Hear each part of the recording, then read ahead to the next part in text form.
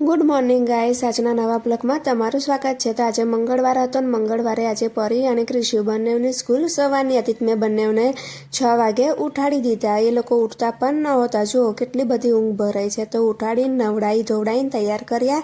ત્યાર પછી મેં ઢોકળાનો નાસ્તો બનાવ્યો હતો, તે આપ્યો અને ટિફિનમાં ડબ્બો આપી દીધો। અને ક્રિશુ હજી પણ ઊંઘમાં છે અને તે લોકોનો સમય થતાં હું એ લોકોને સ્કૂલે મૂકવા નીકળી ગઈ। તો સ્કૂલે મૂકવા જતી હતી પણ સવારનો સમય રસ્તા પર હું એકલી જ જતી હતી। આજુબાજુ કોઈ દેખાતું ન હતું અને સવારમાં પરી અને ક્રિશુ બંનેની સ્કૂલ આવી ગઈ। તો મેં સૌથી પહેલાં પરીને મૂકીને ત્યાર પછી હું ક્રિશુને સ્કૂલે મૂકવા ગઈ।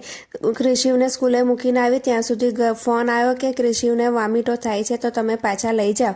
તો હું તૈયારીમાં જ ક્રિશુને લઈને ઘરે આવી ગઈ। ઘરે આવીને ક્રિશુને કહ્યું કે હવે તું કપડાં ના બદલીશ, સૌથી પહેલાં તું ચા નાસ્તો કરી લે। તો જુઓ મિત્રો, એને લાગે છે કે એને વોમિટો જેવું કંઈ થતું હોય એમ। ઘરે આવીને ખૂબ જ ખુશ થઈ ગયો। પછી એને ચા નાસ્તો કર્યો અને કપડાં બદલ્યા। કપડાં બદલીને પછી એ ટીવી જોવા બેઠો હતો। ત્યાં સુધી મેં મારા કામ પતાયા। ત્યાર પછી પરીને લેવા જવાનો સમય થયો તો લિફ્ટ આવતી નહોતી, એટલે ક્રિશુ ત્યાંથી ચેક કરતો હતો કે લિફ્ટ કેમ આવતી નથી। ક્યારનો હું લિફ્ટ બોલાવું છું પણ લિફ્ટ નીચે નહીં આવતી। ત્યાર પછી લિફ્ટ આવી ગઈ એટલે અમે લોકો લિફ્ટમાં ઉતરીને પરીને લેવા જતા રહ્યા। પરીને લઈને આવીને ત્યાર પછી મેં ગરમ ગરમ રોટલી શાક બનાવ્યું। રોટલી શાક બનાવીને બંનેને આપી દીધું। ત્યાર પછી બપોરે થોડું રમ્યા અને પછી સાંજ થતાં એ લોકોએ ચા નાસ્તો ફરીથી કર્યો અને પછી સાંજ પડતા હું એ લોકોને બાગમાં લઈ ગઈ। તો ક્રિશુ એના ભાઈબંધો રમતા હતા અને પરી એની બહેનપણીઓ સાથે સિરિયસ મેટર પર વાત કરતી હતી। અને ક્રિશુ ટ્રેન નીચે રમવા લાવ્યો હતો તો એને રમી લીધા। પછી મને કહે એટલે તું હવે પકડ, હું હવે લપસણીમાં ચડું છું। તો એ લપસણી જગ્યાએ દંડાથી નીચે ઉતરતો હતો અને મેં એને કહ્યું કે તને વાગી જશે, એટલે તું આવું ના કર, સીધું રમવાનું રમ। અને આમ ને આમ એ લોકો રમતા હતા ત્યાં સુધી ક્રિશુ મને કહેવા માંડ્યો કે મમ્મી મને વોમિટો જેવું થાય છે। મેં એને સોડા લાવીને આપી તો પરી કે મને પણ કંઈક લઈ આપ, તો એને ડેરી મિલ્ક લીધી।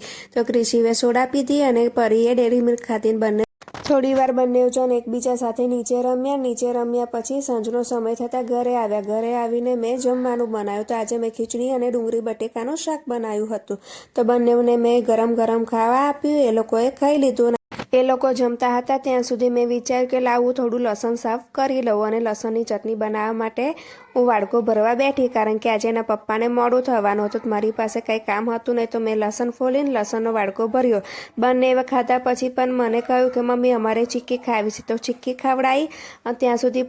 અને પરી આજે સૂપનું પેકેટ લઈને બેઠી હતી। તે કે મમ્મી હજુ મને સૂપ બનાવી આપ, મારે સૂપ પીવો છે। તો મેં સૂપ બનાવીને એને તૈયાર કરીને આપ્યો હતો। એક બાજુ એ રડતી હતી ને બીજી બાજુ સૂપ પીતી હતી, કારણ કે સૂપ ખૂબ જ તીખો લાગતો હતો ને અમે પણ જમી લીધું। જમ્યા પછી ફરી બંને જણ ભૂંગળીવાળી ગેમ રમતા હતા। એ લોકોને ગેમ રમવાની એટલી બધી મજા આવે છે કે રોજ મને ડિમાન્ડ કરે છે તમે આ ગેમ રમાડો અને કોણ જીતે છે એ જુઓ। તો બંને જણ રમે છે, ચીટિંગ કરે છે અને જીતે પણ છે। અને અમારો આજનો દિવસ આમ જ પૂરો થયો। તો મિત્રો, તમને આજનો મારો બ્લોગ કેવો લાગ્યો એ મને અવશ્ય જણાવજો। આવજો।